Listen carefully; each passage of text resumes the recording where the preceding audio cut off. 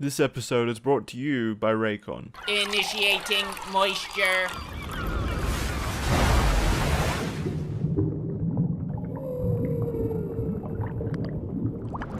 It's been a little while since a new movie's come out in this post-apocalypse that was actually worth something. Most movies aren't coming out right now because they can't go to theaters, so they're just not even bothering.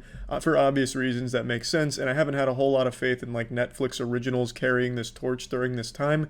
But that being said, today on the Moist Meter, we're checking out Extraction, which is a Netflix original, and also very good. I came into this movie with no expectations and knowing nothing about it, and was pleasantly surprised. It's an extremely fun action movie, but it doesn't offer too much else outside of that, and I don't think that's too bad of a thing. It's directed by Sam Hargrave, who is a veteran stunt coordinator on a lot of big titles, and it really shows just how in tune he is with what makes action fucking awesome. The action in this movie is great. Chris Hemsworth plays the lead, and he is constantly like ripping fucking throats out, tearing testicles out of their sack. It's extremely violent, really well directed choreography. It's just really fucking good. There's even one like 12-minute, 15-minute scene that's all supposed to be one take, and it's incredible. Obviously, it's not all one take, kind of like in 1917, but it does get that effect across where it does look like it's all one take. And it flows beautifully. It's a lot of fun to look at. There's people getting blasted by, fucking RPGs, close quarters combat with like gun kung fu where they're slapping each other with their pistols and shit, and then it's just good. The action in this movie is top notch. Some of the best I've seen in quite a while. Very reminiscent of John Wick. I think there's a lot in common with these two movies because both of them are helmed by a stuntman, a person who really understands the craft and is really able to convey action in a great way. A lot of action movies these days are just, rapid cuts in between the action. You can never even really see impact or decipher what the fuck's going on. It just looks like two action figures colliding. And in a movie like Extraction, it's super refreshing to see like this one take action shot. Again, it's not all one take, but it's made to look that way, and it does get the effect across effectively. So it's a lot of fun watching all the action, but aside from that, there's just not a whole lot here. The plot and the characters are super bare bones. It's very simple, generic stuff. Real rough and tough mercenary, part of this crew of ragtag misfits that are real strong and real good at killing.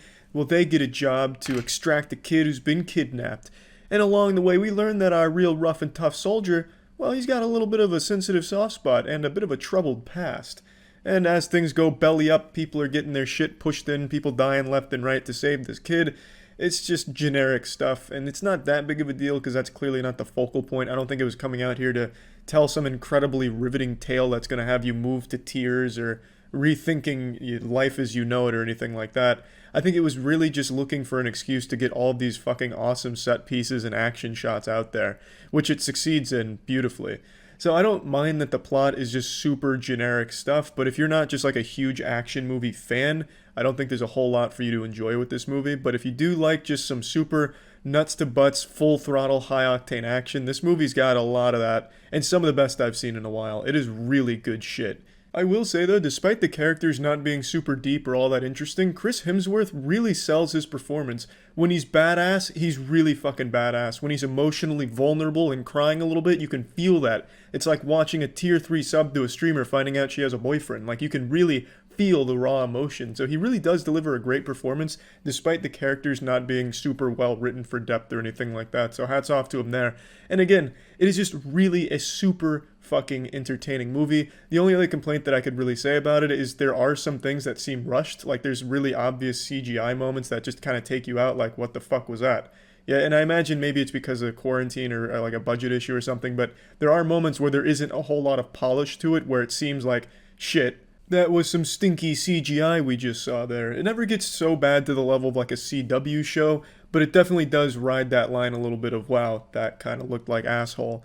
Plugging Extraction into the Moist Meter, giving this bad boy a nice crisp 75%, I think it is extremely entertaining, especially for anyone that just wants to watch some high quality action, and especially with not a whole lot of shit coming out right now. I think the movie is a very refreshing taste because it just has so much of that just really enjoyable shit.